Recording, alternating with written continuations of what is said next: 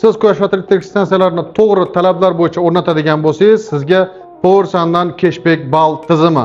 Ya'ni siz agar 100 kilovat on-grid o'rnatadigan bo'lsangiz, 1.200.000 so'm pulni keyingi oyning boshida olasiz. Agar gibrid tizim 50 kilovat o'rnatadigan bo'lsangiz, bu holatda 1.200.000 so'm pul olasiz. Ya'ni sizda reyting belgilanadi. Qanchalik to'g'ri o'rnatadigan bo'lsangiz, ballingiz ko'payib boraveradi va sizga qo'shimcha pullar g'amlanib boradi.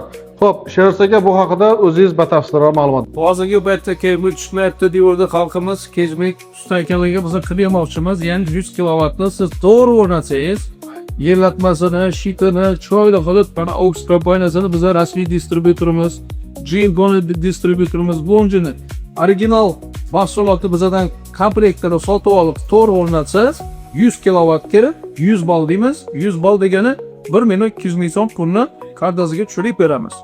Gibridda 2 barobar ko'p. 50 kilovat o'rnatdingizmi yoki 20 kilovat gibrid o'rnatdingizmi, hammasini to'g'ri qilib syomka qilib berasiz. Bizda bot bor, botga rasm tushiradi, video qiladi, ko'rsatadi. Biza mana kartasiga pul tushirib beramiz har oy. Xo'p, do'stlar, Powersun cashback boti bor. O'sha botga o'tasiz. O'zingizning ma'lumotlaringizni kiritasiz. Agar o'zingiz ishlaydigan bo'lsa, o'zingizni kompaniyada ishlaydigan bo'lsangiz, kompaniya ma'lumotlarini kiritasiz. Undan keyin barcha ma'lumotlar, mahsulotlarni Powersundan olgan bo'lishingiz kerak. Ahamiyati yo'q. Siz 3 kilovat, 5 kilovat, 100 kilovat, 1 megavat, uning ahamiyati yo'q. Siz qancha ko'p kilovat o'rnatadigan bo'lsangiz, demak, ballingiz shuncha ko'p bo'ladi va sizga on-grid, gibrid uchun ball tizimi belgilab boriladi va sizda darajangiz ko'tarilgan sari sizga beriladigan ballar ham oshadi. Qilishingiz kerak bo'lgan ish bitta. Powersundan mahsulotni olasiz, Powersun cashback botiga o'tasiz, ma'lumotlarni to'ldirib yuborasiz.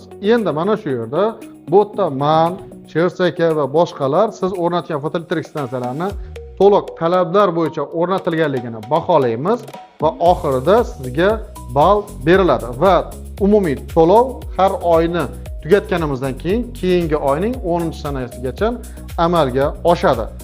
Sherzaka, bu kechikib qolib, keyingi oylarga o'tib yurmaydimi? Aniq tushadimi? Yo'q, unaqa bo'lmaydi. Hammasi joyida, vaqtida pul beriladi. Ulgurib qoling, sifatli energetika albatta baholanadi.